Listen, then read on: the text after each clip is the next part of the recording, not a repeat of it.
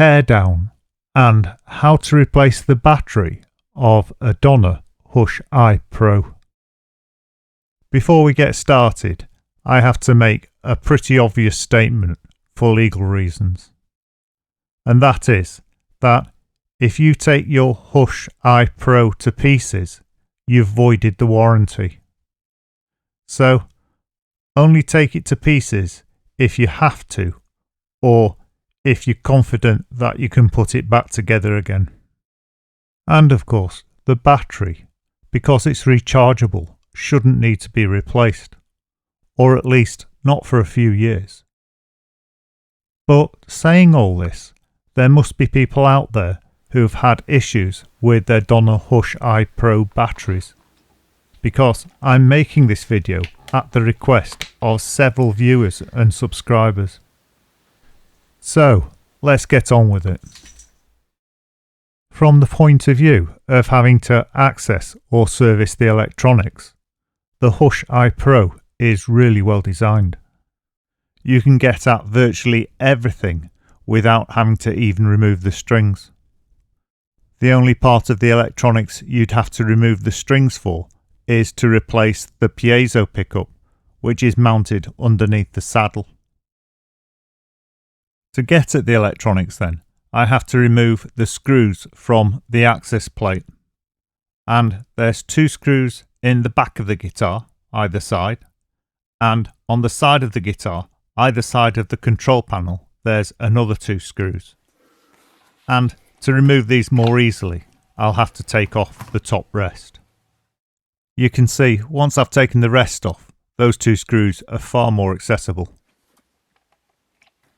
I'm speeding up where I do repetitive tasks, like removing screws, just to prevent the video from going on too long or becoming too boring.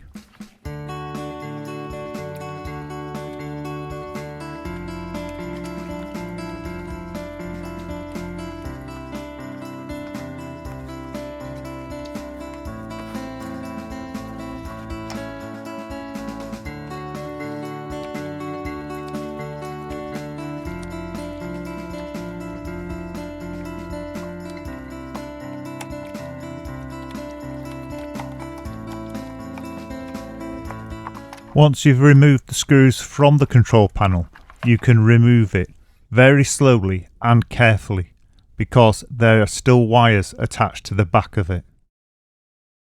I know it's stating the obvious, but as you do a job like this, make sure you put the screws away safely so you don't lose them.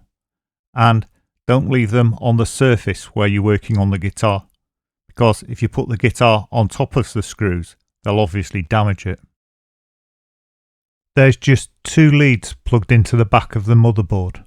One is for the piezo pickup and one is for the output. And they're both very different plugs, so there's no way you'll get them confused. The lead for the piezo comes out really easily. However, be a little cautious with the output lead because there's a little latch on top of the plug that you need to press down on.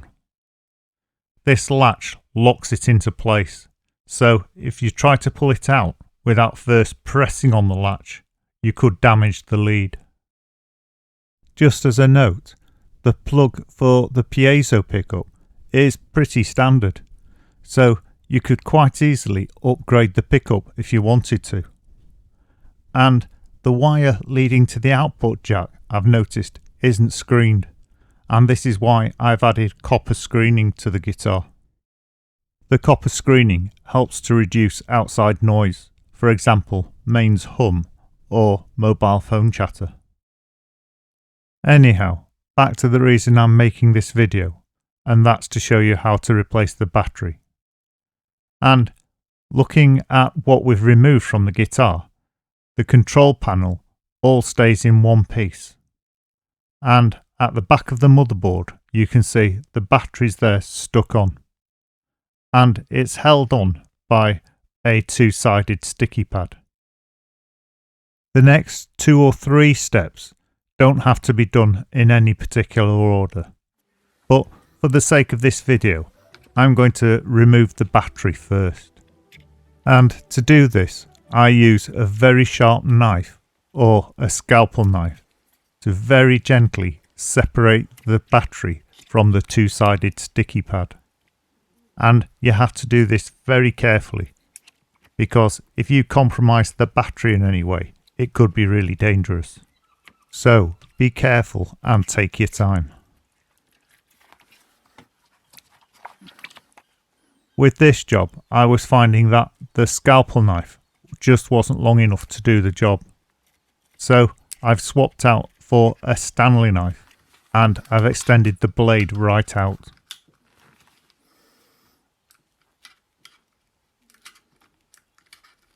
Once you've removed the battery from where it was mounted, you're still not actually seeing the battery because this is a protective cover. So we need to remove this in more or less the same way we remove the battery from the mounting. And we use a sharp blade and work very slowly and very carefully. There's two reasons for this. One is that you really don't want to damage the battery because this could be really dangerous. And the second reason is, if at all possible, you want to try and preserve the covering, so you can either put it back on this battery or put it on your new battery. Thankfully, the cover is stuck mainly to the cover, so once you've got access to the battery, it's quite easy to remove.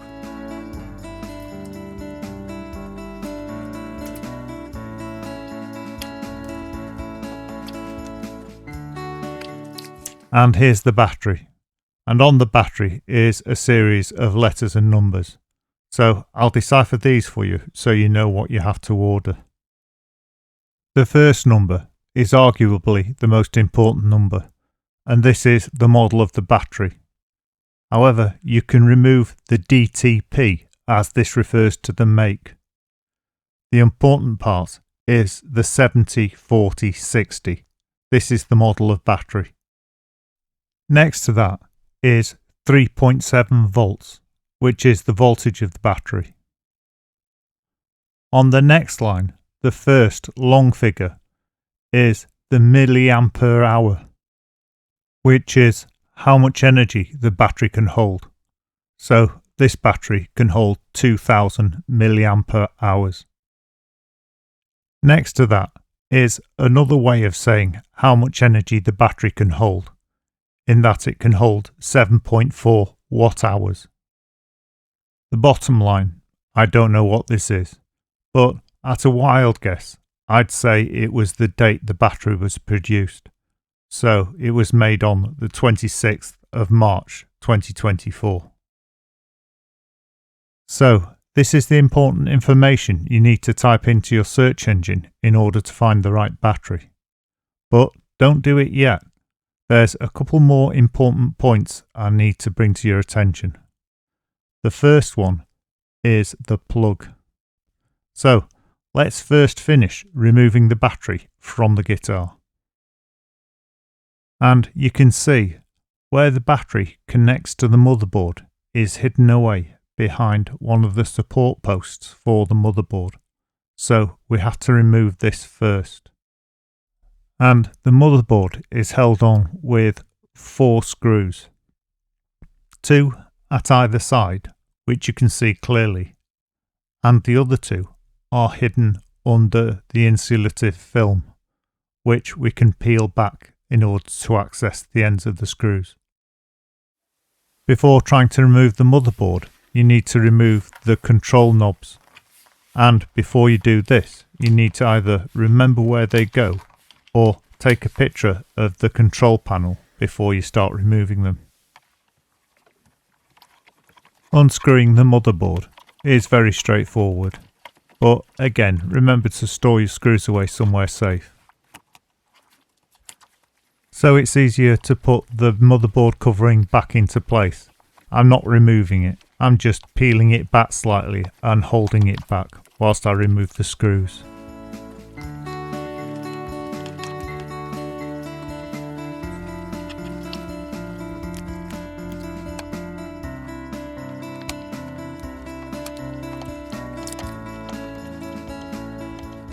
Once you've removed all 4 screws, the motherboard comes out really easily.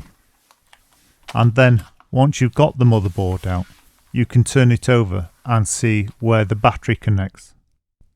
And this little plug comes out really easily as well.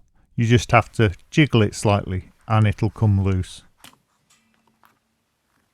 Once you've disconnected the battery, you can see clearly how it connects to the motherboard. And we can get that important last piece of information to get the correct battery. And that is that it's a 3-pin connection and the connections have a 2mm gap between them. So all the information you need to make sure you buy the correct battery is the numbers I provided earlier, plus the fact that this battery has a 3-pin connector with 2mm between the contacts. And finally, just in case you need it, here's the dimensions of the battery. However, I have to say that there's plenty of room inside the guitar, so the tolerances are quite high. And the reason you need all this information is that this isn't a retail battery, or in other words, normally you don't change the battery yourself. So this kind of commercial battery is made in multiple forms with the same name. So in order to get the correct battery, you'll need to check with the information I've provided. Whilst I was researching this video, I found lots of configurations for this battery, including ones with 2 wires or 2 connection plugs, and ones with 3 wires and no plug at all. And most of them were in China. So the chances are, if you need to replace this battery, you'll have to import it. So it's important to use all the information I've given to make sure you order the correct battery. And once you've got the correct battery, you have to put the guitar back together again. So here that is being done, speeded up. Firstly, you have to connect the battery back up to the motherboard just by plugging it back in. The plug will only go in one way. And I discovered whilst I was doing this that you have to route the wires carefully. One, because if you route them wrongly, you can't get the motherboard back on. And secondly, there's only just enough wire.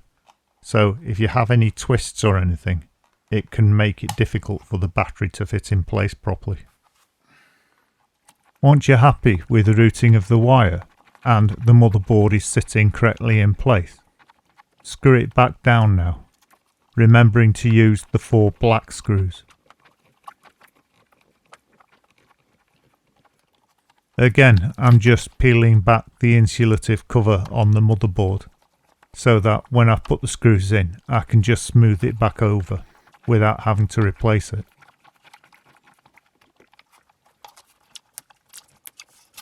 Now you want to mount the battery back into place.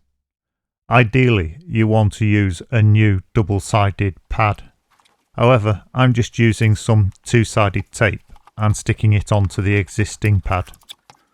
You can see here how I learnt that the wires should take a clear path with no twists, because it only just fits in place. Really, I should have taken the motherboard off again and untwisted the wires. Once you're happy that the motherboard and the battery are firmly attached to the backing plate, you can plug in the piezo lead and the output jack lead. And then all you've got to do is screw the backing plate back into place with the 2 screws in the back and 2 screws either side of the control panel. I say it every time, but I'll say it again. Don't over tighten the screws in a backplate or a control panel, especially if it's plastic, because it's really easy to cause a split or a crack in the control plate.